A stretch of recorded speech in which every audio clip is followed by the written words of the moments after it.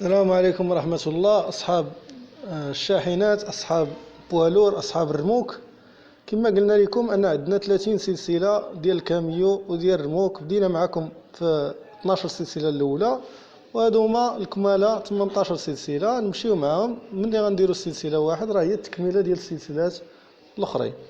إذا هنا السلسلة رقم واحد السؤال ديالها كيقول: الطفاية ديال الحريق كتمكن من إطفاء حريق ناتج على احتراق الخشب أو الورق، السؤال الأول، أو لا احتراق الهيدروكربون، السؤال الثاني، أو لا احتراق الغازات، السؤال الثالث. إذن هنا الجواب ديالنا هو رقم 2 ورقم 3. هاد الطفاية هادي ديال العافية هادي كتمكن لينا احتراق الهيدروكربون واحتراق الغازات.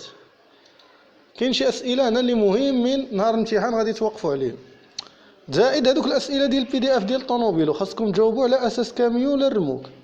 هنا السؤال الثاني اش كيقول لك؟ الشاحنة ديالي الطول ديالها هو 12 متر، واش يمكن ليا ندور على اليمين؟ جواب واحد. أو لا ندور على اليسار؟ الجواب 2. أو لا نتابع السير القدام؟ الجواب 3. إلا لاحظتوا معنا هنا العلامة كتمنع السير القدام العربات اللي كيتجاوز الطول ديالها. إذا هنا غادي ندور على اليمين وندور على اليسار. جواب 1 و 2. شو السؤال الموالي؟ السؤال رقم 3: وضع الحمولة في العربة. يمكن لي ننطلق، يلا وضعت الحمولة في العربة، واش يمكن لي ننطلق؟ كما قلنا قبل ما تنطلق واخا توضع الحمولة لازم انك دير دورة بالعربة ديالك، تشوف الباش، تشوف واش كاين شي حاجة عالقة ما بين العجلات. ضروري خاصك دير واحد الدورة بالعجلة العربة ديالك. إذا الجواب 2. وكنعتذر منكم على هذا الازعاج، راه ما عرفناش الوقت اللي نسجلوا فيه. سجلنا في الليل كاين صداع، سجلنا النهار كاين صداع، المغرب راه ما كاينعش 24 ساعه على 24 ساعه. نعتذر، ولكن الهدف هو السؤال تقدر غير تشوفوه واخا ما تسمع الصوت واضح. المهم هو تعرف السؤال نهار الامتحان الا تحط لك تعرف الجواب ديالو. هنا شنو كيقول لك؟ العلو ديال الشاحنه ديالي 3 متر، وعلى بعد 1200 متر غادي نسلم الحمولة ديالي. واش يمكن لي نسير القدام؟ نعم أو لا؟ واش ننقص من العلو ديال السلعة ديالي قبل ما نتابع السير ديالي؟ هنا العلو راه كيقول لك اللي فيه 3 متر ونص، وهنا كيقول لك أنا عندي غير 3 متر.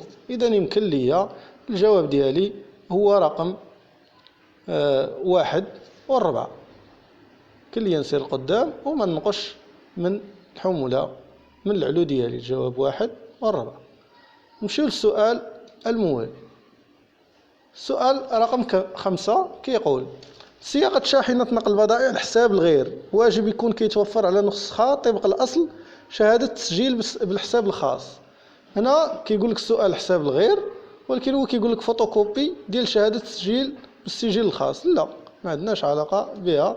وراه تكلمنا في اوراق الشاحنة اشنو اللي خاصو يكون عندك ملي يكون عندك حساب الخاص وملي يكون عندك حساب الغير. جواب 2.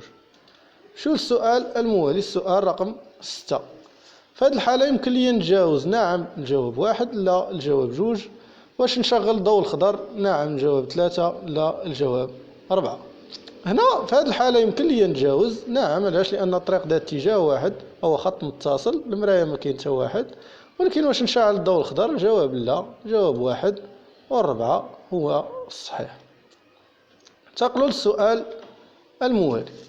سؤال رقم 7: لسياقة عربة نقل البضائع لحساب الغير كيتوجب عليا تكون كنتوفر على بيان الشحن؟ جواب 1.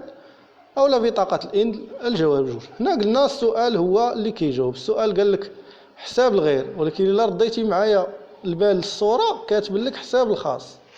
إذا خاصك ترد البال، راه السؤال تيتكلم على حساب الغير.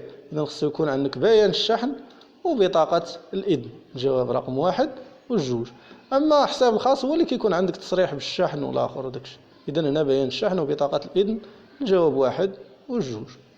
انتقلوا للسؤال رقم 8: اللي كيتكلف بربط وتوزيع الحمولة، واش هو المرسل ولا الشخص المسؤول على العربة ولا السائق؟ الشيفور هو اللي كيكون مسؤول على توزيع الحمولة وعلى أي حاجة كتعلق بالعربة. إلا وقفت على شي جندارم ولا بوليس ولا راه أنت هو المسؤول. إذا السائق هو اللي خاصو يراقب الباش، يراقب العجلات، يراقب الحمولة، هو اللي كيدور بالعربة ديالو قبل ما يغادر. الجواب رقم 3 السائق.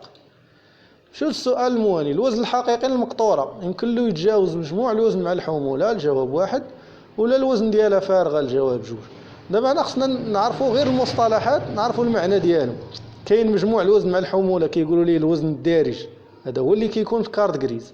وكاين الوزن ديالها فارغة هو الطارة، يعني شحال هي خاوية. والوزن الحقيقي يعني الوزن ديالها فارغة زائد الحمولة اللي هي هازة. إذا الوزن الحقيقي كيتجاوزها غير هي فارغة، ماشي يتجاوز مجموع الوزن مع الحمولة. راه ممنوع لك تفوت الوزن مع الحمولة نهائيا. إذا الوزن الحقيقي هو الطارة والطوناج اللي انت هاز، الوزن ديالها فارغة زائد الحمولة اللي انت هاز. سؤال جوج. نمشيو للسؤال رقم 10. في حالة نقل الحمولة زايدة غادي يكون خطر في تلف جهاز الفرامل؟ الجواب واحد. وقوع عطب في جهاز الإضاءة؟ الجواب جوج. أداء غرامة؟ الجواب ثلاثة. إلا مشيتي تهزيتي حمولة زايدة راه غادي تخرج على الفران، وكذلك راه عندك غرامة مالية. أما الضواو ما عندش علاقة الضواو بالحمولة، ما غاديش يخسروا لك الضواو حيت انت زدتي في طوناج، لا غيخسروا لك الفران، تلف جهاز فرامل، وغتخلص غرامة مالية. الواحد والثلاثة. فهم ديال السؤال راه هو النص ديال الجواب. سؤال 11. من ضمن العوامل اللي كتسبب التعب للسائق، هنا قال لك واش سوء التغذية، واش قلة النوم، واش شرب الماء بزاف، واش عدم احترام اوقات الراحة. كلشي هادو اسباب الا الماء. الماء راه مزيان تشرب الماء. سوء التغذية دير التعب، قلة النعاس، عدم احترام اوقات الراحة دير التعب، لكن شرب الماء لا، شرب الماء مزيان. السؤال رقم 12 هو الاخير في هذه السلسلة. باش ننزل بامان من الشاحنة واجب عليا ننزل بالتموضع امام المقطورة، ننزل بالتموضع خلف المقطورة؟ دائما كنجي امام المقطورة باش نكون انا في الامان، ما نجيش ما بين القاطرة والمقطورة ولا نجي الخلف ديالها، راه كيكون عليا خطر. جواب رقم واحد. وبهذا غنكون انهينا هذه السلسلة هذه، وانتظرونا في سلسلات اخرى اللي اسئلة اللي هما مشحرين وغتلقاوهم يوم الامتحان وغديو معكم رحمة الوالدين. السلام عليكم.